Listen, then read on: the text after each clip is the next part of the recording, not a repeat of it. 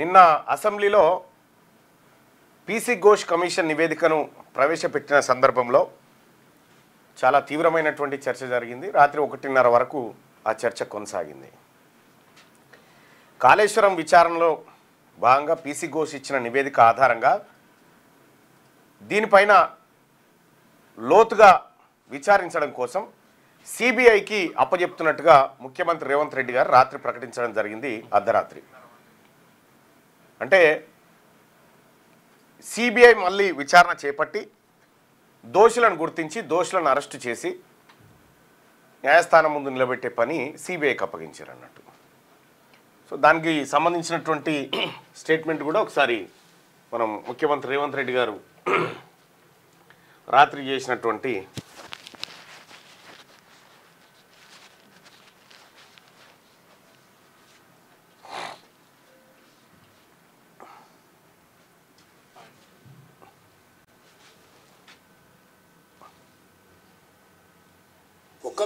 కాళేశ్వరం ప్రాజెక్టులోని మేడిగడ్డ అన్నారం సుందిళ్ల బ్యారేజీల నిర్మాణంలో జరిగిన అవకతవకలు, ప్రజాధనాన్ని దుర్వినియోగం చేయడం, అవినీతి ఆరోపణలపై విచారణ జరిపేందుకు తెలంగాణ రాష్ట్ర ప్రభుత్వం సుప్రీంకోర్టు మాజీ న్యాయమూర్తి జస్టిస్ శ్రీ పినాకి చంద్రఘోష్ ను విచారణ కమిషన్ ను నియమించడం జరిగింది. విచారణ కమిషన్ తన నివేదికను జూలై 31, 2025 ప్రభుత్వానికి సమర్పించింది. ఆగస్టు 4, 2025 జరిగిన మంత్రిమండలి సమావేశంలో ఈ నివేదికను ఆమోదించింది. తదుపరి చర్చ జరిపేందుకు అసెంబ్లీలో ప్రవేశపెట్టాలని మంత్రి మండలి చేసిన తీర్మానం ప్రకారం ఈ నివేదికపై ఈ రోజు ఈ శాసనసభలో చర్చ జరిగింది. నిన్న మొదలై ఈ రోజు వరకు చర్చ చేసినాం అధ్యక్ష. నాకు తెలిసి చరిత్రలో చాలా అరుదైన సందర్భము. 1 తారీఖుతో మొదలై ఇంకొక తారీఖు వరకు చర్చ జరగడం ఒకే అంశం మీద అనేది. అందుకే రిటైర్డ్ జస్టిస్ పీసీ ఘోష్ విచారణ కమిషన్ తమ నివేదికలో క్రిమినల్ చర్యలకు అర్హమైన అనేక లోపాలు, అవకతవకలను గుర్తించింది. నిర్లక్ష్యం, దురుద్దేశం, ఉద్దేశపూర్వకంగా వాస్తవాలను తొక్కిపెట్టడం, ఆర్థిక అవకతవకల వంటి అంశాలను ప్రస్తావించింది. 3 బ్యారేజీల నిర్మాణంలో తప్పు జరిగిందని,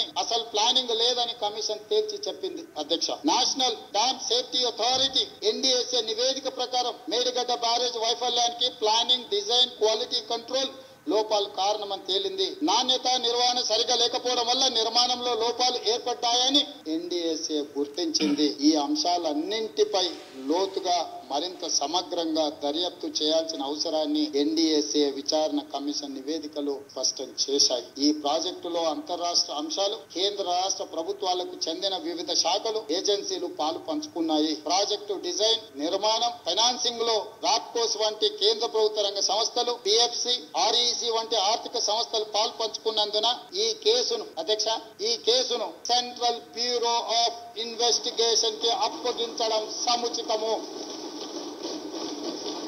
అందుకే ఈ కేసు దర్యాప్తును సెంట్రల్ బ్యూరో ఆఫ్ ఇన్వెస్టిగేషన్ కు అప్పగించడానికి సభ నిర్ణయం తీసుకుంటున్నది తమ అనుమతితో అధ్యక్ష.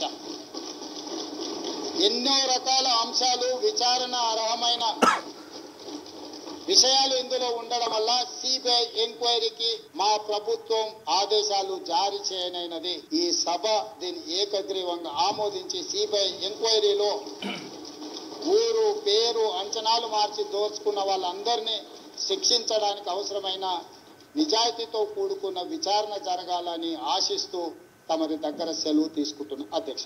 కాళేశ్వరం ప్రాజెక్టు ఇది జరిగినటువంటి నిర్ణయం. కాళేశ్వరం ఎంక్వైరీ ఏదైతే ఉందో, కాళేశ్వరంలో జరిగినటువంటి అవకతవకల పైన ఎంక్వైరీ చేయడానికి సిబిఐకి విచారణ చేయమని ఆదేశించింది. నిన్న అసెంబ్లీ ఒక తీర్మానం చేసి అసెంబ్లీ నిరవధికంగా వాయిదా పడ్డది, అయిపోయింది. కాళేశ్వరం వ్యవహారంలో స్పష్టత వచ్చేసింది. సిబిఐకి అప్పగిస్తున్నామని చెప్పిండు ముఖ్యమంత్రి. అసలు నిన్న హరీష్ రావు గారు ఆ పత్రులను చింపేసి ఇది ఒక చెత్త రిపోర్ట్ అని చెప్తూ రకరకాల హంగామా చేసినారు. అసలు వాస్తవమైంది. బీసీ ప్రజలారా, ఇక్కడ ఒక చాలా అద్భుతమైనటువంటి కాన్స్పిరసీ దాగి ఉంది. ఈ కుట్రకు సంబంధించినటువంటిది ఇప్పుడు మనం బట్టబయలు చేసుకుందాం. సిబిఐకి ఇస్తూ నిర్ణయం తీసుకుంటున్నామనేటువంటి మాట రేవంత్ రెడ్డి గారు చెప్పగానే మీరు అక్కడే ఎవరు ఉత్తమ్ కుమార్ రెడ్డి గారిని చూసారా? సడన్గా ఇట్లా చూసి ఒక కాస్త ఆశ్చర్యంగా కొన్ని అంశాలు కనిపిస్తాయి అక్కడ. మీరు ఆ వీడియోని మళ్ళీ చూడండి వీలైతే. రెండో విషయం ఏంటంటే, ఇప్పుడు ఏం జరుగుతుంది? ఇప్పుడు ఏం జరుగుతుంది, ఇది ఇక్కడ మనం స్పష్టత రావాలి. రేవంత్ రెడ్డి గారు తీసుకున్నటువంటి నిర్ణయం ఏదైతే ఉందో సిబిఐకి అప్పగించేటువంటి నిర్ణయం అంటే దీని వెనకాల దాగున్న ఇంకొక మతలాబేంది, ఇది ప్రజలకు తెలవాలి. ఎందుకంటే ఇవాళ శాసనమండలిలో ఆ చర్చ లేనట్టు అనిపిస్తూ ఉంది. ఇచ్చిన బిజినెస్లోనైతే అది కనిపిస్తలేదు. అది వేదిక పైన స్వల్పకాలిక చర్చ లేదు, నా దీర్ఘకాలిక చర్చ లేదు. అసెంబ్లీ ఆమోదం తెలిపింది, అయిపోయింది. సరే ఏం పెడతారో చూడాలి అక్కడ. కానీ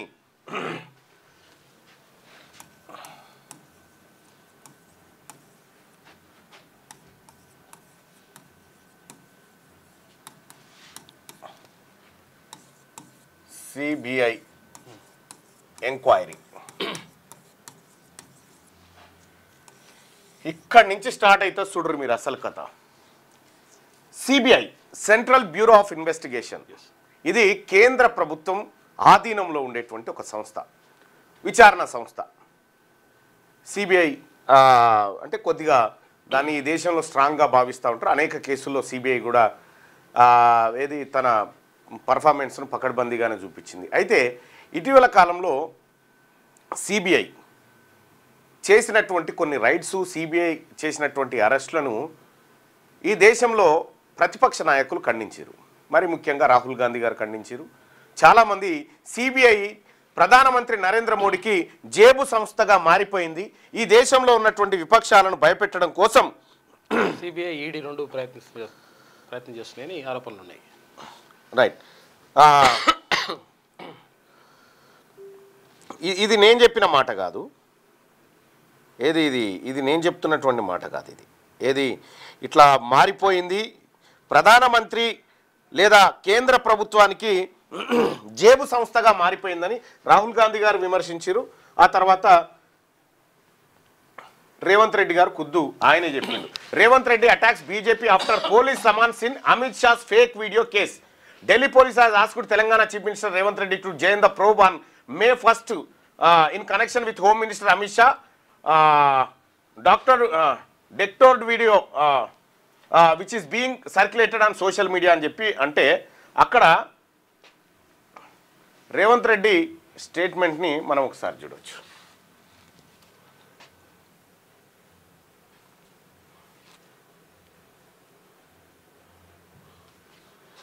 అదొకటి. ఇగో, after CBI and ED they are now using cops, Telangana CM Revanth Reddy on April 30, 2024 అన్నాడు. Telangana CM Revanth Reddy said on Monday that PM Narendra Modi and Union Minister Amit Shah who are using CBI, IT and ED to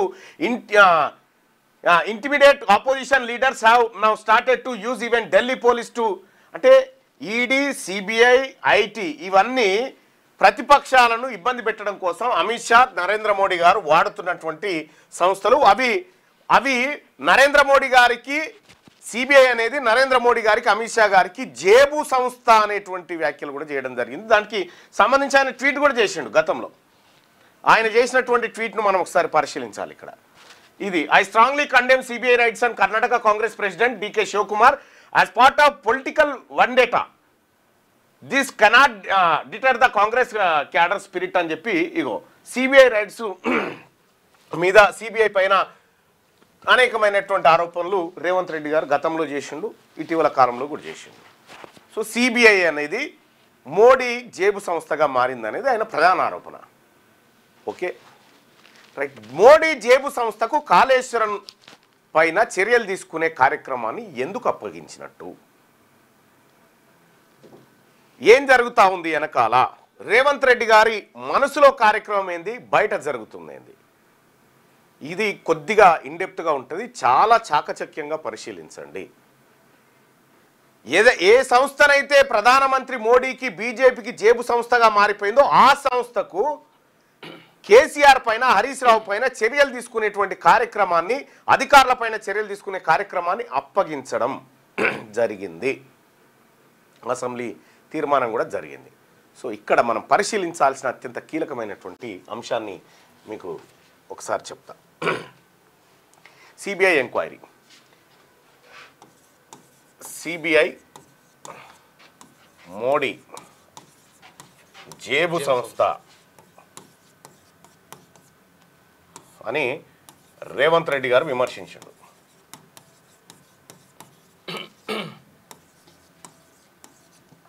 మళ్ళీ అదే సిబిఐకి దీనిపైన విచారణ చేపట్టాల్సిందిగా ఆదేశాలు ఇచ్చారు రాష్ట్ర ప్రభుత్వం. ఏంది దీని వెనకాల మతలబు? దీన్ని మనం ఏమనుకుంటున్నామంటే సాధారణంగా ఇక సిబిఐ అంటే అంటే రాష్ట్రం చేతుల్లోంచి తెలంగాణ రాష్ట్రం రేవంత్ రెడ్డి చేతుల్లోంచి బీజేపీ చేతుల్లోకి కేసీఆర్, హరీష్ రావు, కాళేశ్వరం భవిష్యత్తు వెళ్ళిపోయింది. కేసీఆర్, హరీష్ రావు, ఆ తర్వాత ఆ కాళేశ్వరం అవినీతిలో పాల్గొన్న వారందరి భవిష్యత్తు అక్కడికి వెళ్ళిపోయింది. ఇప్పుడు సిబిఐ ఎంక్వైరీ చేస్తుంది, సిబిఐ అరెస్టు గిరెస్టు. ఈ సిబిఐ నిజంగా అందులో అనేక సార్లు కేసీఆర్ పేరు ప్రస్తావించింది, హరీష్ రావు పేరు ప్రస్తావించింది, ఏది ఆ రిపోర్ట్లో, నివేదికలో, కమిషన్ నివేదికలో. సో మరి ఈ లెక్కన ఆధారంగా పక్కాగా ఇందులో కేసీఆర్, హరీష్ రావు వీళ్ళందరూ కూడా దొరుకుతారు. మరి ఇప్పుడు అసలైన ట్విస్ట్ ఇక్కడ, నీ చేతిలో ఉన్నటువంటి అస్త్రాన్ని భారతీయ జనతా పార్టీ చేతిలో ఉన్నటువంటి కేంద్ర ప్రభుత్వం చేతిలో ఉన్నటువంటి మీ పదాల ఆధారంగానే నరేంద్ర మోడీ గారి జేబు సంస్థ అయినటువంటి సిబిఐకి అప్పగించడం వెనకాల మతలాబైంది. ఇవి పక్కా కాంప్రమైజ్ పాలిటిక్స్. ఎందుకు చెప్తున్నంటే ఇప్పుడు సిబిఐ ఎంక్వైరీ చేస్తుంది అంటే ఏంది? కేసీఆర్ గారు హరీష్ రావు గారి పిలకలు తీసుకుపోయి నరేంద్ర మోడీ గారికి ఇచ్చిండు. ఇక నీకు నచ్చినప్పుడు గుంజుకో, నీకు నచ్చినప్పుడు జర్ర వాళ్ళు లొలిపెట్టినప్పుడు ఇట్లా గుంజినట్టు చేయి అని వీళ్ళ పిలకలు వాళ్ళకి ఇచ్చిండు. రైట్? వీళ్ళ పిలకలు వాళ్ళకి ఇచ్చిన తర్వాత జరిగే పరిణామం ఏంది? ఇక్కడ కాళేశ్వరం నివేదిక ఆధారంగా రాజకీయ పరిణామాలు మారబోతా ఉన్నాయి. ప్రస్తుతం కాంగ్రెస్, బీఆర్ఎస్, బీజేపీ ఈ మూడు పక్షాలు మనకు తెలంగాణ రాష్ట్రంలో కనిపిస్తాయి. ఈ మూడు పక్షాలు ప్రధానంగా కనిపించేటువంటి పక్షాలు. రేపు రాబోయేటువంటి ఎన్నికల నాటికి రేవంత్ రెడ్డి గారు కోరుకుంటుంది ఏంటంటే తెలంగాణ రాష్ట్రంలో మూడో పక్షం ఉండకూడదు. ఫైట్ బిట్వీన్ కాంగ్రెస్, బీజేపీ మధ్యలో ఉండాలి, వీళ్ళు ఉండకూడదు అనేది టార్గెట్. ఎట్లా మరి? వీళ్ళు ఉండకూడదంటే ఏం చేయాలి? వీళ్ళని రక్షించాల్సింది ఎవరు? ఇప్పుడు బీఆర్ఎస్ను రక్షించాల్సింది ఎవరు? కేంద్రం రక్షించాలి. కేంద్రం కేసీఆర్ ముంగటుండేటువంటి ఆల్రెడీ ఆప్షన్స్ కవిత చెప్పింది, ఆల్రెడీ విలీనం చేయడానికి సిద్ధపడ్డారని. ఓకే అని వెళ్ళిపోయాడు. సో ఈ ఆప్షన్ ఇప్పుడు బీజేపీ దగ్గరకు పోయిన తర్వాత బీఆర్ఎస్ పార్టీని బీజేపీలో విలీనం చేయడం ద్వారా తెలంగాణ రాష్ట్రంలో రెండు పక్షాలే మిగులుతాయి. తద్వారా fight between Congress and BJP మధ్యలో ఉన్నప్పుడు మళ్ళీ నేను సీఎం కావచ్చు అనేది తనకున్నటువంటి ఆలోచన. ఇక్కడ నువ్వే సిబిఐని విమర్శిస్తావు, మీరే వాళ్ళ జేబు సంస్థని దుయ్యబడతారు, అన్నీ చేస్తారు. అటువంటి వాళ్ళకి ఇచ్చారు. ఇప్పుడు ఏం జరుగుతుంది? ఇక్కడ రేవంత్ రెడ్డి గారు అనుకుంటున్నటువంటి సీన్ జరుగుతుందా అంటే జరగదు. ఇక్కడ మూడో పక్షం బీఆర్ఎస్ పోయి బీసీ వస్తుంది. మూడో పక్షం బీఆర్ఎస్ పోయి బీసీ వస్తుంది. అది ఆయన పెద్ద ఊహిస్తలేడు. కానీ జరిగే కార్యక్రమం ఇది. ఇప్పుడు బీఆర్ఎస్ను బీజేపీ వైపు మొత్తం నెట్టేస్తే తను సజావుగా తన పొలిటికల్ కెరీర్ని మరింత బిల్డ్ చేసుకోవచ్చు అనేది రేవంత్ రెడ్డి గారి ఆలోచన. ఇక్కడ కాళేశ్వరం నివేదిక, పీసీ ఘోష్ కమిషన్ ఇచ్చిన నివేదిక ఆధారంగా క్రిమినల్ చర్యలు తీసుకోవడానికి ఒక ప్రత్యేక కమిటీ, ఏది జ్యుడిషియరీ అయిపోయింది, పోలీస్ సిట్ ఏర్పాటు చేసి వీళ్ళని అరెస్ట్ చేసి రేపు పొద్దుగా లోపలికి పంపొచ్చు. చెంచల్గూడ జైల్లో మీకు డబుల్ బెడ్రూమ్ కట్టిస్తా అనేటువంటి మాట రేవంత్ రెడ్డి గారు చెప్పడం జరిగింది. కానీ ఇక్కడ చెంచల్గూడ జైలు కాదు, మరి ఇల్లు కట్టియాలంటే కేంద్ర ప్రభుత్వ నిధులు కూడా అక్కర కాబట్టి మీరు అక్కడ పోరు అని చెప్పి అక్కడ నూకేసాడు. చాలా అత్యంత చాకచక్యంగా రేపు రాబోయేటువంటి రాజకీయ అవసరాల కోసం ఈ నివేదికను అటువైపు నెట్టేసినట్టుగా స్పష్టంగా కనిపిస్తూ ఉంది. సిబిఐకి ఎందుకంటే నీ చేతిలో ఉండేటువంటి, మీరు ముఖ్యమంత్రి కాబట్టి మీ చేతిలో ఇక్కడ ఉన్న విచారణ సంస్థలన్నీ మీ చేతిలో ఉంటాయి. మీరు తలుచుకుంటే రేపు పొద్దుగాల వీళ్ళిద్దరు గుంజుకపోయి లోపల వారేయచ్చు. కానీ అది చేయకుండా నరేంద్ర మోడీ గారి చేతికి ఇలా జుట్టు అందించినవే. దాని అర్థమైంది, నరేంద్ర మోడీ గారికి కావాల్సిన పని అంతా రేవంత్ రెడ్డి గారు ఎట్లా చక్కబెట్టి చేస్తూ ఉన్నాడు ఇక్కడ. ఇది చాలామంది కాంగ్రెస్ నాయకులకు కూడా అర్థం కానటువంటి విషయం ఏం జరుగుతుంది అనేది. నువ్వు సిబిఐ మంచిది కాదని నువ్వే అంటూ మంచిది కాని దానికే మీరు విచారణ చేయమని చెప్పడం అంటే నరేంద్ర మోడీ గారికి వీళ్ళ జుట్లు అందజేసి మీకు నచ్చింది చేసుకోరు సార్, మీకు ఎప్పుడు అవసరం ఉంటే అప్పుడు పిలక బీకినట్టు చేయరి, వాళ్ళు కలుపుతావా వస్తామంటే కలుపుతా సార్, ఏముంది సార్ నేను చూసుకుంటా సార్, కలుపుతా సార్ అని వాళ్ళకి అయిపోతుంది. కలిపినా కలుపుతారు, మొత్తం నిర్వీర్యమన్నా అయిపోరు అని చెప్తారు. ఇది జరిగేటువంటి కథ. అందుకోసమే భారతీయ జనతా పార్టీ ఇటీవల కాలంలో తెలంగాణ రాష్ట్రంలో చాలా చాకచక్యంగా వ్యవహారాలు చేస్తూ ఉంది. ఫ్యూచర్లో జరగబోయేటువంటి కొన్ని అంశాలు సరే, మరి దీనికి కొంత యాడ్ చేస్తారు. మొన్న బండి సంజయ్ గారు ఆ తర్వాత కేటీఆర్ గారు ఇద్దరు కలిసి ఇద్దరు మాట్లాడుకున్నారు, అలాయ్ బలాయ్ అనుకున్నారంటే అది కాకపోవచ్చు. కానీ అంటే వీళ్ళిద్దరికి తెలిసేంత సీన్ ఉండదు. తెలిస్తే మోడీ, అమిత్ షా, కేసీఆర్కు మాత్రమే. వీళ్ళిద్దరి దాకా కూడా ఆ వ్యవహారం తేనియరు. కాబట్టి రేపటి రాజకీయ పరిణామాలు అవసరమైతే ఇప్పుడు నరేంద్ర మోడీ గారి ఆశీస్సులు రేవంత్ రెడ్డి గారికి కూడా దక్కుతాయి అవసరమైతే. ఇన్ని రాజకీయ పరిణామాలు దీని వెనకాల ఉన్నాయి.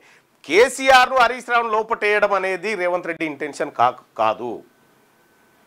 దాన్ని ఆసరాగా తీసుకొని వీళ్ళని రాజకీయంగా ఖతం చేసి తన రాజకీయంగా మరింత ముందుకు పోవడానికి రేవంత్ రెడ్డి గారు వేస్తున్న స్కెచ్చే ఈ సిబిఐ ఎంక్వైరీ.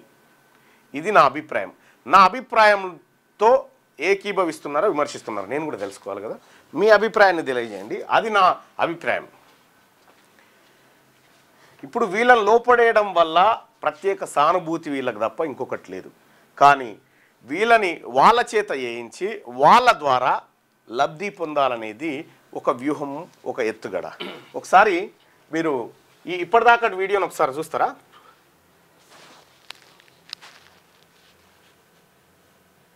ఒకసారి ఇక్కడ ఉత్తమ్ కుమార్ రెడ్డి గారిది సుందిళ్ల బ్యారేజీల నిర్మాణంలో జరిగిన అవకతవకలు, ప్రజాధనాన్ని దుర్వినియోగం చేయడం, అవినీతి ఆరోపణలపై విచారణ జరిపేందుకు తెలంగాణ రాష్ట్ర ప్రభుత్వం సుప్రీంకోర్టు మాజీ న్యాయమూర్తి జస్టిస్ శ్రీ పినాకి చంద్రఘోష్ ఇన్వెస్టిగేషన్ కి అప్పగించడం సముచితము. అందుకే ఈ కేసు దర్యాప్తును సెంట్రల్ బ్యూరో ఆఫ్ ఇన్వెస్టిగేషన్ కు అప్పగించడానికి సభ నిర్ణయం తీసుకుంది. ఆయన సప్పట్లు కూడా కొట్టలే ఎవరు? ఉత్తమ్ కుమార్ రెడ్డి. సో నరేంద్ర మోడీకి అప్పచెప్తున్నాడు ఏంది తీసుకుపోయి అనేటువంటి ఒక ఆశ్చర్యం అయితే నాకు ఆయనలో కనిపించింది. అందుకోసమే ఇప్పుడు నేను చెప్పినటువంటి అంశం మీరు ఏకీభవించవచ్చు, వ్యతిరేకించవచ్చు. ఎందుకంటే నా అభిప్రాయం అన్న సిబిఐ అధికారులు పారదర్శకంగా ఉంటుంది. సరే, పారదర్శకంగా ఉంటుందా లేదా అనేది ఆయా పనితరం మీద ఆధారపడ్డది. కానీ ఎవరైతే అప్పగించిన వ్యక్తి ఉన్నారో అప్పగించిన వ్యక్తే సిబిఐ పైన ఆరోపణలు చేసిండు. ఇక్కడ మనం క్లియర్గా అర్థం చేసుకోవాల్సింది, ఈ సిబిఐకి అప్పగించిన వ్యక్తే సిబిఐ పైన ఆరోపణలు చేసిండు, వ్యతిరేకంగా ట్వీట్లు చేసిండు. ఇదే సిబిఐ పైన రేవంత్ రెడ్డి గారు. సో ఇంత ఆరోపణలు చేసినటువంటి ముఖ్యమంత్రి గారు మరి ఈ కార్యక్రమానికి తెరలేపి మళ్ళీ సిబిఐకి అప్పగించడం వెనకాల మతలబ్ ఏంటంటే ఇది ఉండొచ్చు, ఇదే ఉంటుంది అనేది నా అభిప్రాయం. నేను బలంగా నమ్ముతున్నా దాన్ని. నా అభిప్రాయాన్ని నేను బలంగా విశ్వసిస్తున్నా.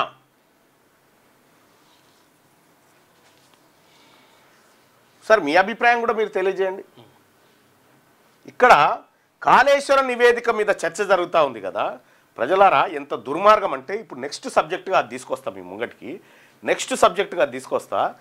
ఈ కాంగ్రెస్, ఈ బీజేపీ, ఈ బీఆర్ఎస్ ఆడుతున్నటువంటి దొంగ నాటకాలు వీటన్నిటిని ఒక్కసారి ఇప్పుడు మీతో మాట్లాడుతూ ఇప్పుడు దాదాపు 1000 మంది అభిప్రాయం చూద్దాం.